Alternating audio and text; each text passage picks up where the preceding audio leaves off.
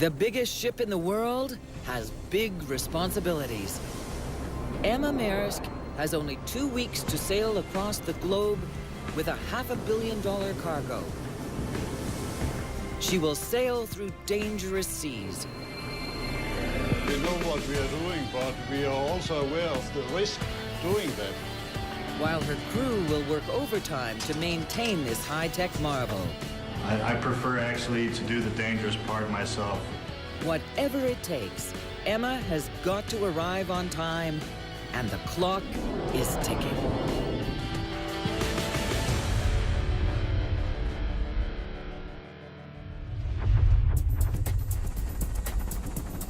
It's one of the busiest ports on the planet, Tanjung Pelepas in Malaysia. It's the loading point for millions of containers a year from Asia, bound for Europe and North America. They carry everything from TVs to t-shirts, frozen fish to footwear, cameras to cosmetics. Today is a very heavy operation. We have 7 vessels on berth, and approximately we are doing about 10,000 containers. But the port's #1 job is to load the world's biggest ship, Emma Maersk. 397 meters long, 20 stories tall. Emma dwarfs everything around her. She can carry a whopping 12,000 containers. A freight train with a load this big would have to be 70 kilometers long. All on one mighty state-of-the-art ship. Her unique silhouette is all boat. A sleek hull, a soaring superstructure amidships. She's clearly built for one purpose, to move enormous amounts of cargo as quickly as possible. Without those big boxes, Emma is an empty warehouse with a for lease sign in the window. In just 3 hours, she has to be loaded and gone. Today we have about 2,000 loading and 450 discharge. And the challenge will be that we need to sail out this vessel as soon as possible. She's got just 13 days to reach Spain, 13,000 kilometers away. In the boxes is $500 million worth of cargo, and delivering it late is not an option.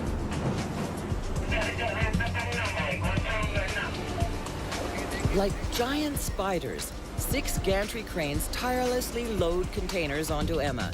Each one weighs over 5 tons. And the best crane operators can load 30 an hour, looking down from their perch 60 meters above the ground.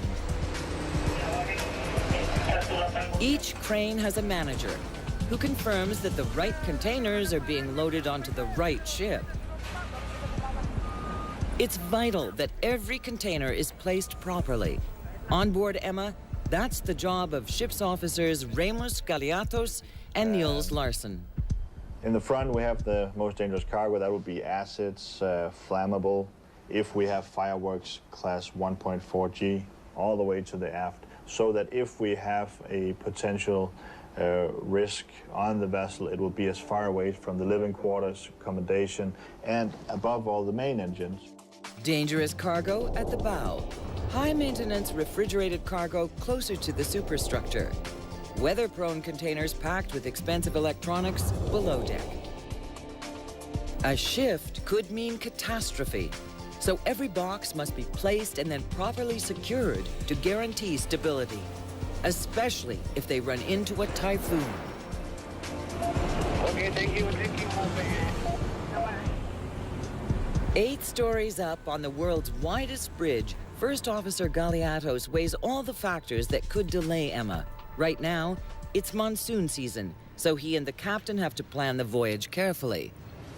Hello, Ramos. Okay. So, are we ready for departure? Yeah, just finished. After 16 years of planning voyages, Danish captain Jørgen Soniksen is an expert. In fact, he was born for this job. We have a history back in Denmark for seamen and seafarers, all the way back to actually the Viking first, but then later on to the big sailing ships. So you have checked all the charts and publication is in place? Yeah. Okay. After leaving Malaysia, Emma's next destination is the Suez Canal. A 9-day, non-stop voyage of 9,260 kilometers. And she can't be late. We will depart the pilot station around 1700. And then the required speed in order to arrive at Suez will be 22.7 knots. 22.7. Okay? Yeah. Very good. Based on weather and currents, they determine the most fuel-efficient route. They also consider human risks, like 21st century pirates. And again, we have made the track north of Sokoto, Yes, right, yes, in north of water, Sokoto. to stay as far as possible from the Somalian coast. I want to know... Ships try to steer clear of pirate activity, but there's no escape from the Strait of Malacca, their only route to the Indian Ocean, and the most active area of piracy in the world.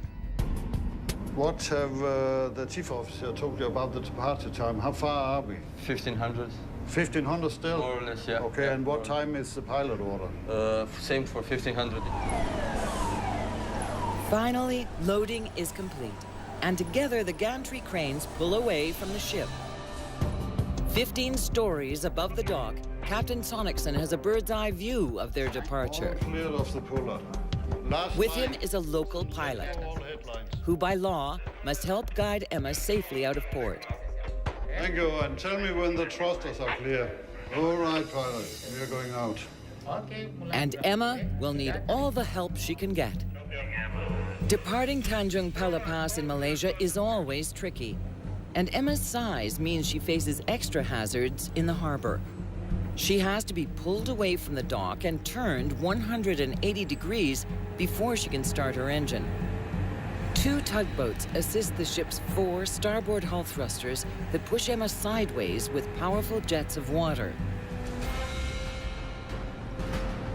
The harbor's shallow, muddy bottom is dredged constantly, but Emma's size, weight, and draft are a deadly combination. Contact with the soft bottom could rip a hole in her hull. Her journey would be over before it's even begun. Captain Sonicson has to be very cautious. We know what we are doing, but we are also aware of the risk doing that. I'm just making sure that we are keeping ourselves in the middle of the fairway due to our restricted draft. Okay, second, tell me when the propeller clear. Emma completes her turn, and the world's biggest propeller, 10 meters in diameter and weighing almost 130 tons, can now go to work. If all goes according to plan, it won't stop turning for 9 more days. But the sea has plans of its own. As Emma leaves port, a monsoon rolls in, turning the visibility to almost zero. I can't see her, not yet.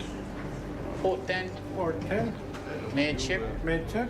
Steady signals, please. Stay there, please, guys. The mist hides dozens of ships. A collision could spell disaster, but Emma's navigation system identifies the position of each vessel. It's a beacon every ship has with the name and call sign and data of the ETA and where they're going. 30 minutes later, as the monsoon blows by, Emma finally clears the port. The pilot disembarks, and she can now accelerate to her cruising speed of 40 kilometers an hour.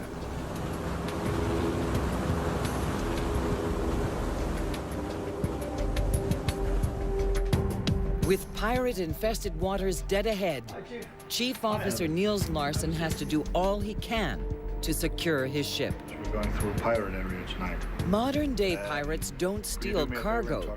They capture crew for ransom. I'm sure that we need to rig for pirate precautions. In the past month, there have been 4 attacks on smaller ships. Emma's best defense is her size, but the crew still lash high-pressure water hoses to her railings. They're not cannons, but they can shoot a blast of water hard enough to stop a pirate in his tracks. As Emma enters the Strait of Malacca, she's locked up tight, the hoses turned on, and the crew waits out the night.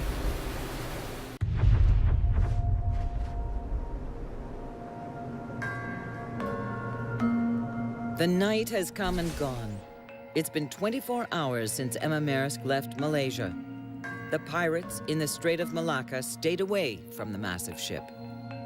Now, she changes course and heads west into the vast Indian Ocean. Just 5 degrees north of the equator, the weather is hot, humid, and unpredictable.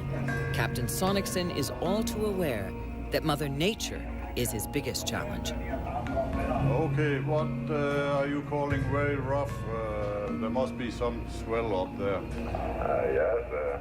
Emma is totally exposed to extreme conditions that could wreak havoc on her cargo. Right now, the scorching tropical sun is her biggest enemy. Emma's most delicate cargo, perishable food, is packed in refrigerated containers called reefers. If they lose power, their contents could spoil within hours. Millions of dollars and Emma's reputation would be lost.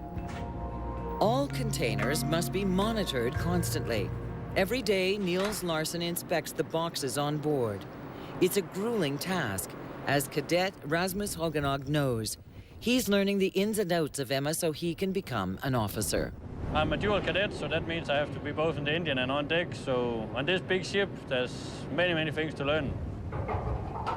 They check that the container stacks are stable and secure, that the reefers full of exotic frozen foods aren't malfunctioning, that the dangerous cargo, like fireworks and hazardous chemicals, is sealed and safe.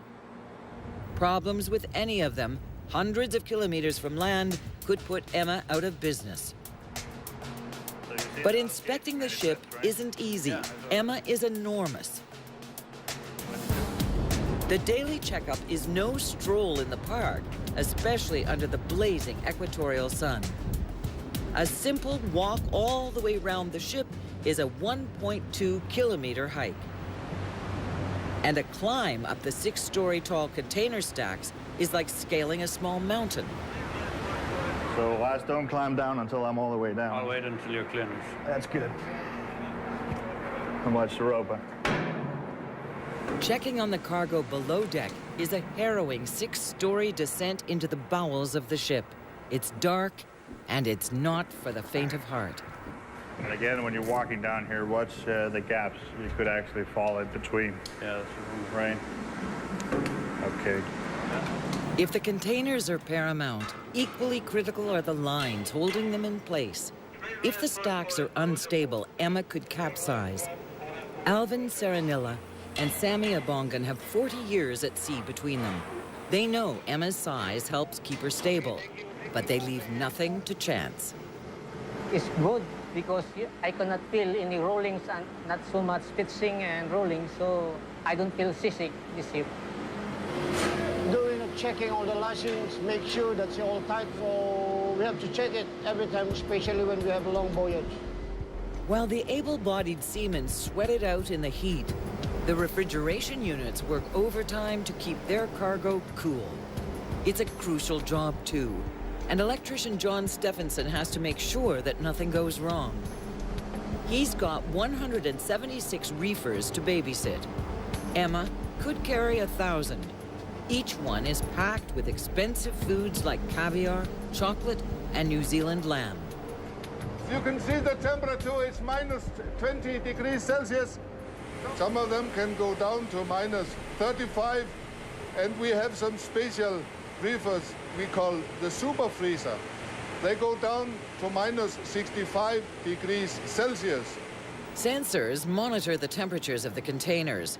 Today, one of them triggers an alarm in the unit, and it's relayed to a computer terminal in the control center. And here you see there is an alarm. I can go and highlight it. I can watch what is the alarm. If it's serious, some of Emma's valuable cold cargo could be in jeopardy. I can see that it is a minor fault, so there is nothing to be worried about. The dangerous cargo containers don't have sensors, but they get a meticulous once-over. Because their contents are toxic, sometimes volatile, a tiny crack could lead to a big explosion or a poison gas leak. Day in, day out, Emma is inspected from bow to stern, top to bottom. Today, at least, above deck, Everything is in order. But below deck, there's more to worry about than just containers. In the center of the ship, right below the superstructure, sits the world's largest diesel engine, the heart of Emma Maersk. It weighs 2,300 tons. Its 14 cylinders produce 110,000 horsepower, as much as 1,100 cars. Chief Engineer Michael Swart and his team have one big job: keep the world's largest engine running to power the world's longest propeller shaft that turns the world's biggest propeller. We're right now in the shaft tunnel of the Emma Maersk. We are walking next to the shaft. As you can see, the shaft is rotating. It's rotating at 84 RPMs, the same speed as the propeller is in the water. From the coupling at the main engine all the way to the stern, the propeller shaft is 120 meters long. And at the end of the tunnel is Emma's massive propeller. For the next 8 days and 9,000 kilometers, Emma's one and only propeller must turn constantly if she's going to reach the Suez Canal on schedule. Her engine crew has to make sure that it does. They'll use high-tech wizardry. Over 8,000 sensors that monitor everything from fuel consumption and exhaust emissions to the performance of all 14 cylinders. They'll back that up the old-fashioned way, with routine engine maintenance. But at sea, nothing is ever routine. A critical piece of the engine, one of its massive diesel generators, has just failed. Well, this generator is very important. It's 1 out of 5. And they are used to produce electricity and power to our refrigerated cargo. The reefers are in danger. The generator must be repaired, and the crew have only a few hours to fix it. The tropical heat is intense. There are millions of dollars of refrigerated cargo at stake, and Emma is in the middle of nowhere.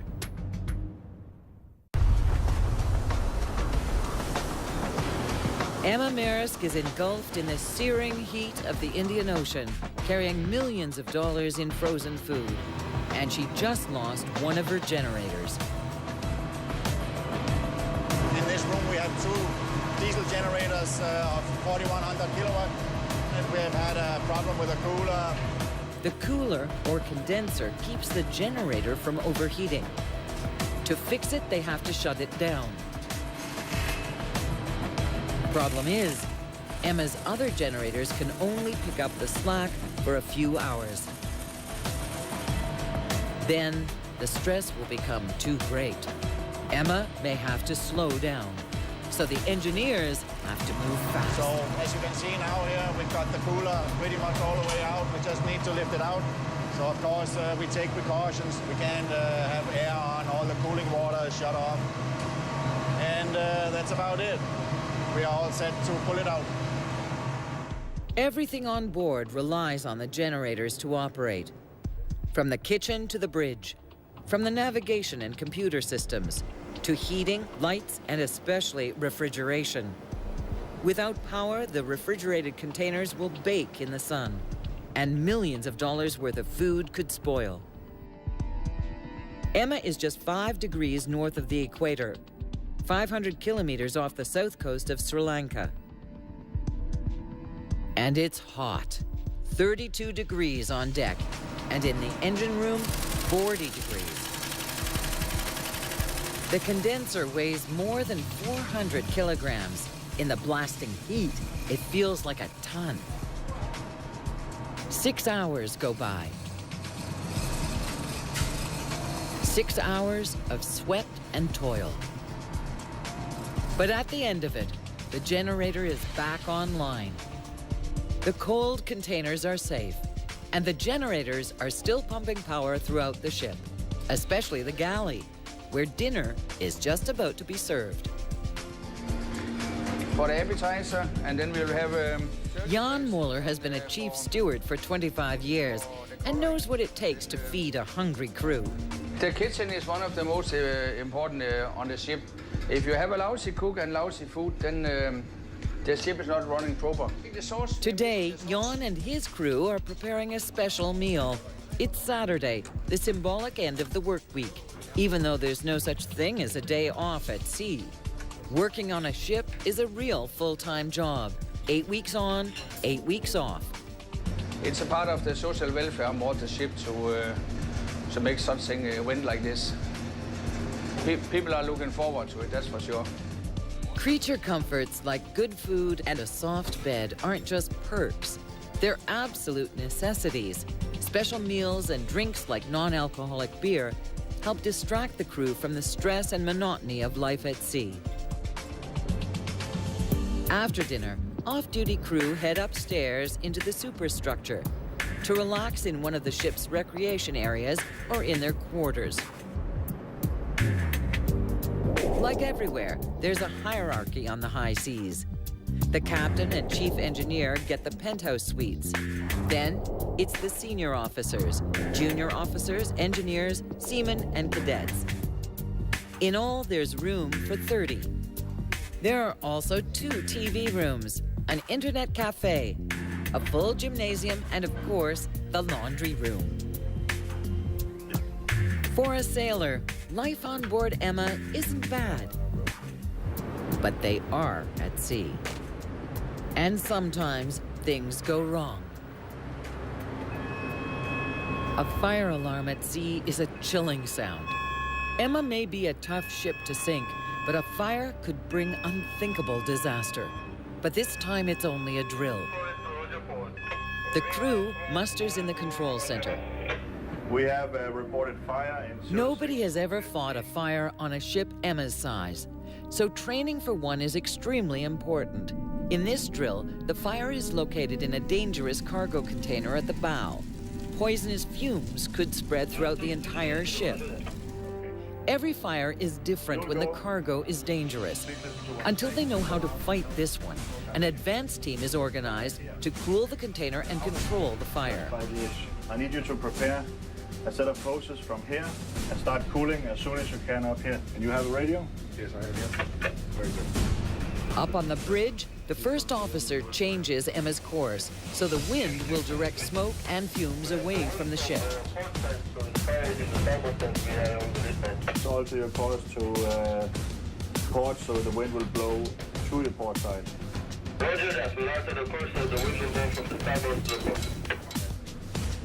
Down below, the fire has been identified. It's a toxic chemical fire. To fight it, a smoke team throws on the gear that will protect them from the fire and the poisonous fumes. John, how are we doing with the hoses? While the advanced team moves forward. I have 6 guys dispatched for the bay number 6 to prepare 3 hoses all in all. 2 for cooling and 1 for the container firefighting equipment. With no time to lose, Niels rushes forward to observe the fire drill. You drill the hose. We will put on the hose. We'll have a loose hose without pressure. John, where's the hose without pressure? Okay, when the smoke team gets to the fire, the advanced team is already hosing the container down with seawater. The smoke team approaches cautiously. They don't know what to expect.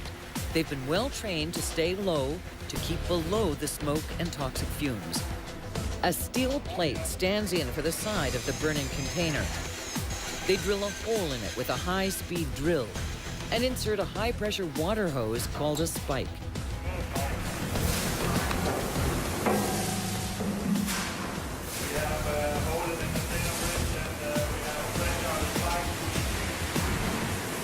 In seconds, it's over. The spike does its job, spraying the entire inside of the box. The fire is out, but they continue to cool things down just in case. The crew is hot, exhausted. But if there's ever a real fire, this training could save their lives. I want to compliment you guys. You did a really nice and serious effort, and if we have that kind of effort during a live situation, I would be proud to work with you. Yeah. Today was just practice. Tomorrow, Chief Officer Larson will put on another oxygen mask and descend into a void full of poison gas. Only this time, it won't be a drill. 6 days into her voyage from Asia to Europe, Emma Maersk is deep in the Indian Ocean. Sea conditions are perfect, which allows some of Emma's crew to embark on a dangerous operation deep in the bowels of the ship. The bilge tanks, full of gases that could kill in seconds, have to be inspected for cracks. Located at the bottom of the ship, bilge tanks are used to store liquid waste: rainwater, oil, diesel, detergents, and chemicals. There's no such thing as a clean bilge, and they need to be checked constantly for leaks. And because Emma is so new, her tanks are unique. They're poisonous. The new paint, fresh paint, gives carbon monoxide when it dries up. But in that time, we will have a lot of fumes building, and they will tend to fall down to the bottom. So it's tough breathing, and you got the carbon monoxide, and eventually you would pass out, and you wouldn't know it really. So we take care of ourselves. Today, Niels and Michael will descend into a forbidding hole that leads to the bilge tank known as the Void. They can't go down without oxygen tanks. They need them to survive in the dark, hot labyrinth of steel bulkheads and noxious gases. It's a hazardous assignment, so only Niels will climb down all the way. Michael stays one level above and waits, just in case. Starboard side 1 meter, and heel from arm station is coming for steering. Michael will have the radio, and I will bring one with me down the void. And he will have contact with the bridge. I will let him know how many levels I go down, so he knows where to find me if something goes wrong. Starboard side 1 meter, and heel from arm station is coming for steering. Green light 12, roger up. It's a suffocating 40 degrees down there. The heat and the heavy oxygen tanks make it impossible to stay down for long.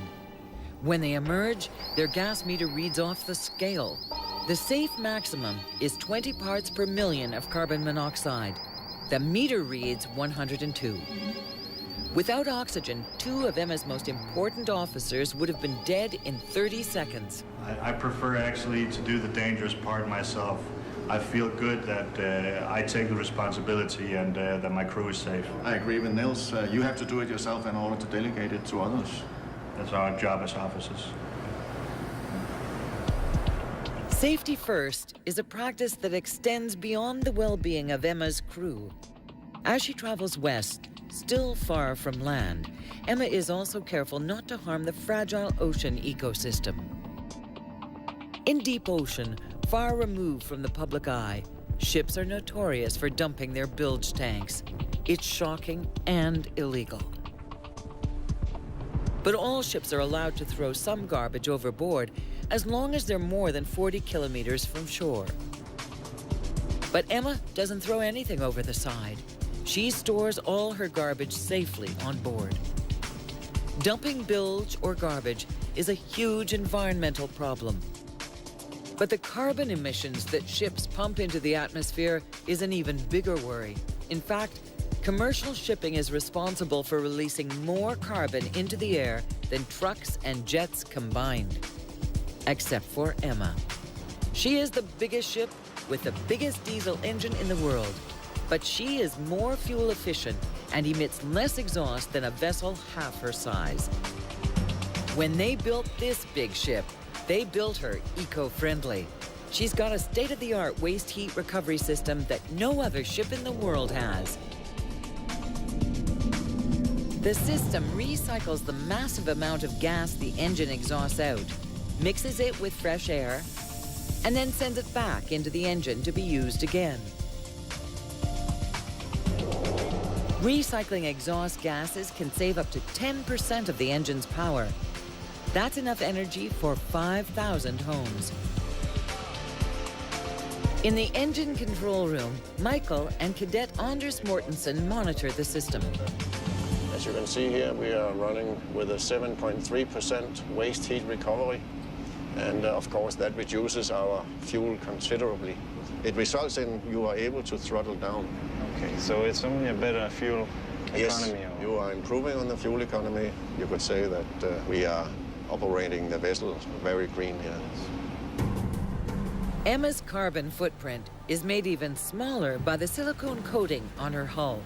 It's new, it's revolutionary, and it makes her so streamlined that she saves another 1,200 tons of fuel every year. A jumbo jet carrying the same weight as Emma would travel only half a kilometer. Using the same amount of fuel, Emma could travel 66. And this big ship holds a lot more than a jet. She's carrying 12,000 containers. The last generation of container vessel was able to carry 7,000 containers. Their fuel consumption is a little bit lesser than ours, but not as much as we can carry almost twice the cargo. Efficient she may be, but that won't help Emma when she hits the Suez Canal in a few days. Then she'll be at the mercy of a narrow waterway, famous for its bottlenecks. If Emma is delayed in one, the crew will be hard-pressed to get her to Spain on time. Emma Maersk has sailed across the vast Indian Ocean in just 7 days. She's reached the Gulf of Aden and is within striking distance of the Suez Canal. Next, she'll make a hard right turn into the Red Sea through the Strait of Bab el-Mandeb, Arabic for the Gate of Tears. It's only 20 kilometers wide, not much room in heavy traffic. Over 3 million barrels of oil pass through the strait every day. She makes it through, still on schedule. But when she turns north into the Red Sea, Emma sails into strong gale-force winds whipped up on the deserts of Egypt and Saudi Arabia. It seems like the wind are picking up. Yeah. How do we do? We're doing fine. Required speed is met. So. Okay. Emma has no problem fighting the wind. But technical problems can take her by surprise. A piston rod has snapped in half inside one of the engine's 14 massive cylinders. Our excellent motorman, he observed that a nut was loose on this particular bolt here. The piston rod drives the cylinder head up and down to produce power for the engine. If they don't fix it, there could be big problems. A damaged cylinder could force Emma to slow down. And right now, they're in heavy seas only 200 kilometers from the Suez.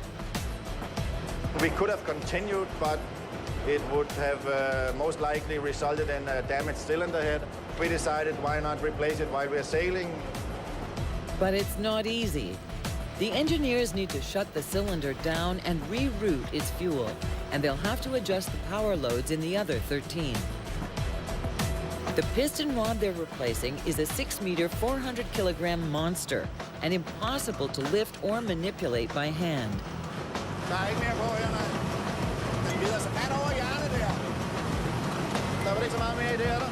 But they fix it. In less than an hour, the new one's in. Number 14 is back up, and Emma never lost speed and didn't burn any extra fuel. No stops, nothing, and everything was done safe, and that's the way to do it.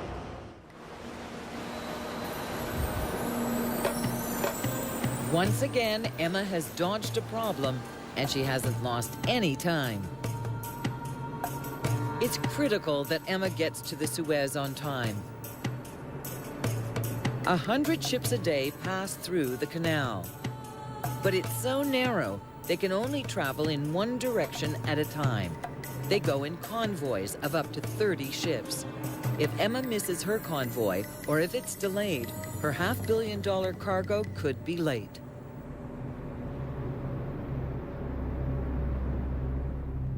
But right on time, at 1 in the morning, the big ship arrives at the southern end of the Suez.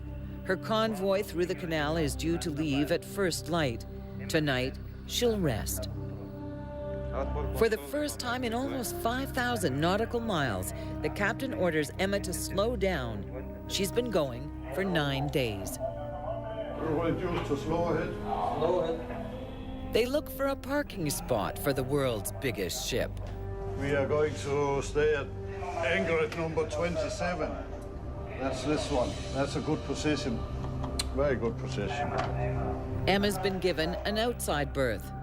Now, she just has to drop her 130-ton anchor, one 200-kilogram link at a time.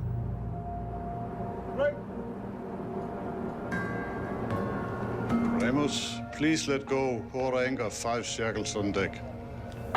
5 shackles on deck, port anchor.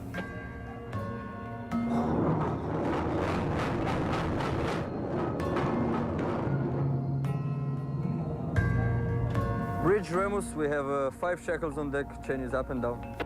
Okay, then you put the brake on and see whether the anchor is holding, and then we can put the bars on. And roger that. The anchor holds, and Emma is secure for the night.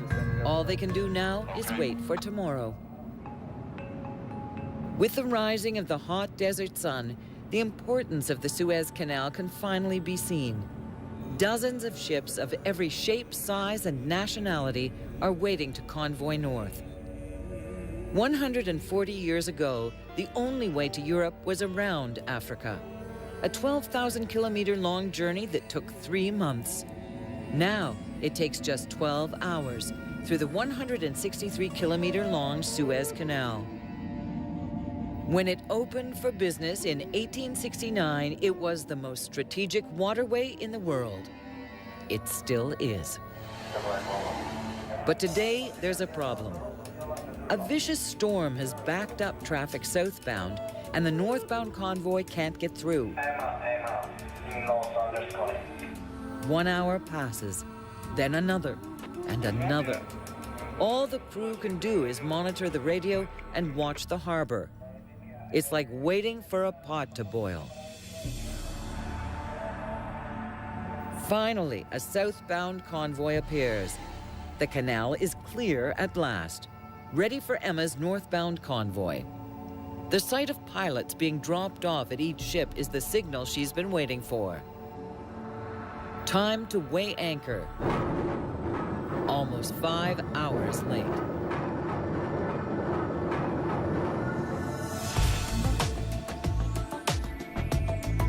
But at a controlled speed of just 9 kilometers an hour, the Suez still can't be rushed.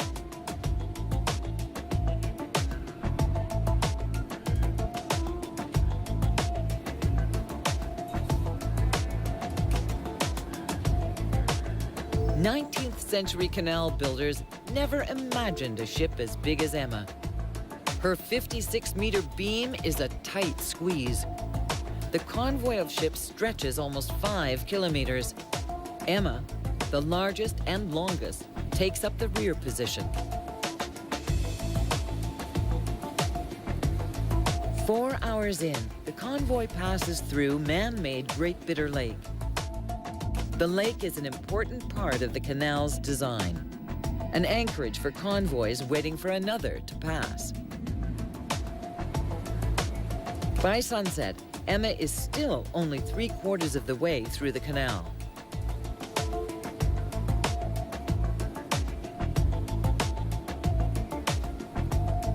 The desert evening is beautiful. But to Captain Sonicson, it's just another reminder that he's now behind schedule. There are clients in Spain relying on him, livelihoods that depend on the goods he's delivering. He has to find a way to get there on time.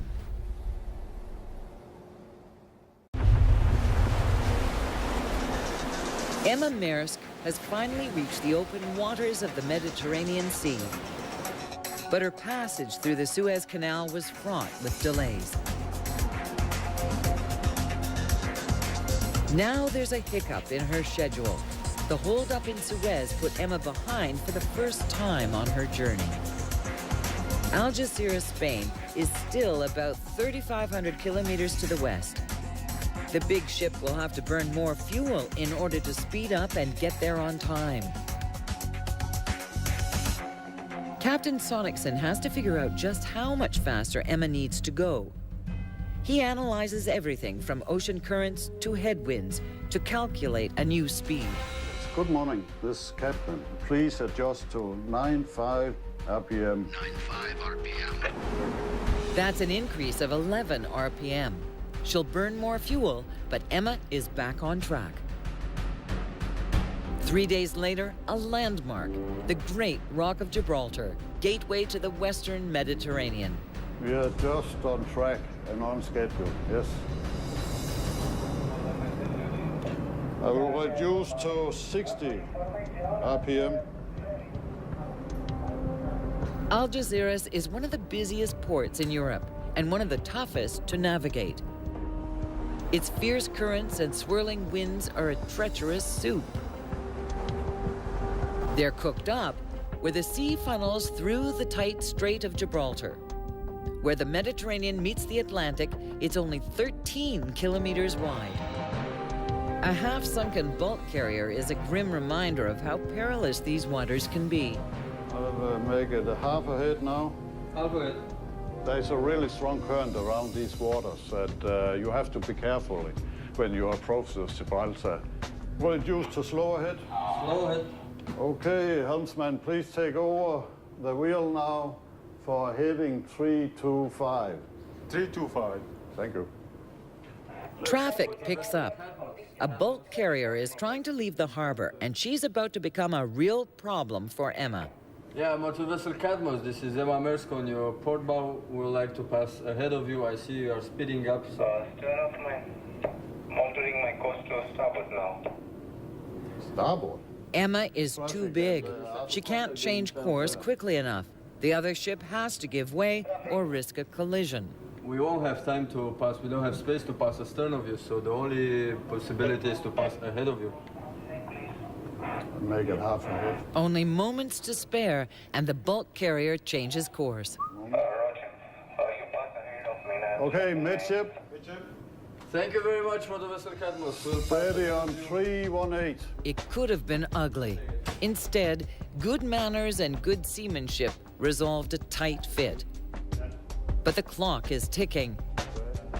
It just took Emma more than an hour to travel 1 kilometer. As Emma maneuvers slowly, a pilot comes on board. He'll help guide the ship into her berth, while the tugboats make sure Emma meets her docking schedule. The speed is 2.8. That's slow ahead? That's slow ahead. Emma makes her final turn. The captain and pilot move to the starboard bridge wing to oversee her final approach. Emma uses all her port thrusters, and she's pushed hard by tugs fore and aft. Meter by meter, she edges closer to the dock. Are we in position? Negative, we still have to move a few meters ahead. About 50. 15. Okay, we are alongside and we are in position. Finally, Emma's spring lines are ready to be discharged. Okay, stop engine, okay. All right, gentlemen, we are in position and we are alongside. So as soon as you have the spring lines, please tighten them up. Nice job, pilot. Okay, thank you. Emma touches the dock dead on schedule. It's been 14 days and 13,000 kilometers since she left Malaysia. The giant gantry cranes waste no time. They've got to unload 2,000 of Emma's 12,000 containers. She's due to leave port in 14 hours. The ship's crew takes a short break, while the crane crews do their job.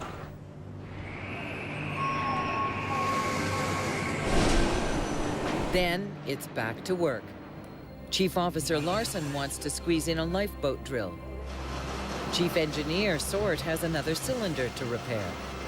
And Chief Steward Muller is cooking up another special dinner before Emma leaves tonight. And as you can see, very juicy. But all Captain Sonicson can do is wait. Neither he nor his great ship, Emma Maersk, belong in port. They have a schedule to keep. Without a schedule, we would not have a vessel. And without customers, we would not have a vessel. This year alone, They will travel 315,000 kilometers. That's like circling the globe 7.5 times. For Emma, the journey has no beginning and no end. She was built with a single purpose: to deliver the world's commerce on time, on budget, and never stop.